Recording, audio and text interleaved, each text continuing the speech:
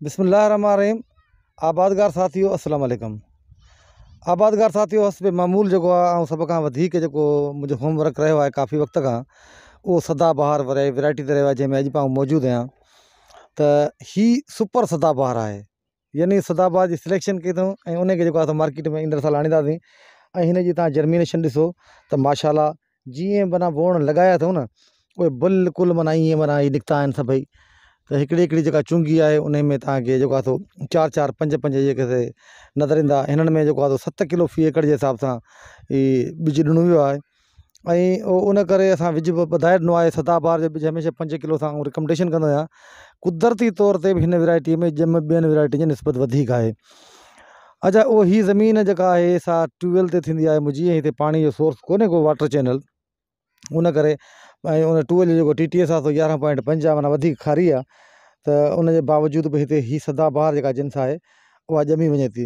हिनखे लाॻाणो ॾिनो वियो आहे। ही वण जेके 15-16 ॾींहं जा थी विया आहिनि ऐं हिननि जी जेका जर्मिनेशन त ज़बरदस्त थी आहे। ऐं कोशिशि इहा पिया कयूं त हिन में जेका सिलेक्शन कई अथऊं त हिन वैरायटी खे सुठे नमूने सां आणियूं ऐं आबादगार जेको आहे हिन मां लाभ वठनि।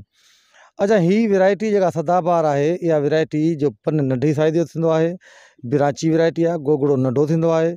उन खां अलावा हिन में जेको आहे GOT जो शॉर्टफॉल आहे, यानी हिन जो ककड़ा घणा आहिनि, कप घटि ककड़ा वधीक हुअण करे ॻरी आहे, जंहिं करे असांजो आबादगार त हिनखे लाइक करे थो, पर फैक्ट्री वारो घटि लाइक कंदो आहे।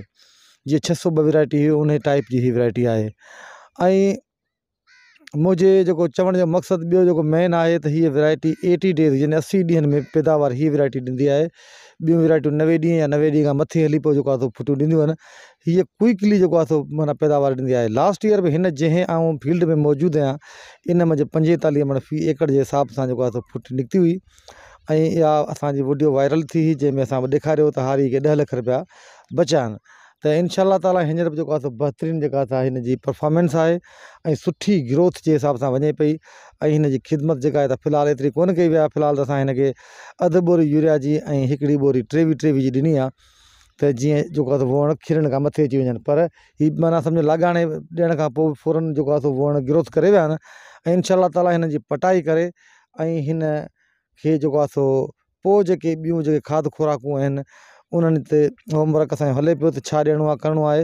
इंशाअल्लाह ताला उहे ॾींदासीं त जीअं हीअ जेको आहे फौरी तौर ते बूस्टअप करे वञे ऐं पोइ वधीक पैदावार ॾिए। उन करे सभिनी आबादगार साथियुनि खे मुंहिंजो गुज़ारिश आहे त पाणी जी खोट खे मद्देनज़र रखी उहे वैरायटियूं लॻायो जिन में ॼम हुजे, जो तव्हांखे वरी गोथरण जी जेका तव्हांजे मथे जो सूरु न थिए।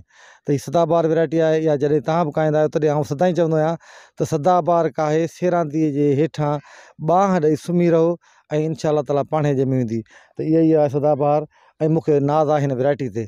ज़बरदस्त वैरायटी आहे। अलाह ताला बरकत विझंदो मुंहिंजे फसल में ऐं तव्हां सभिनी आबादगारनि जे फसल में, जीअं तव्हांजी रोज़ी रिज़्क़ कुशादो थिए। वॾी महिरबानी दोस्तो।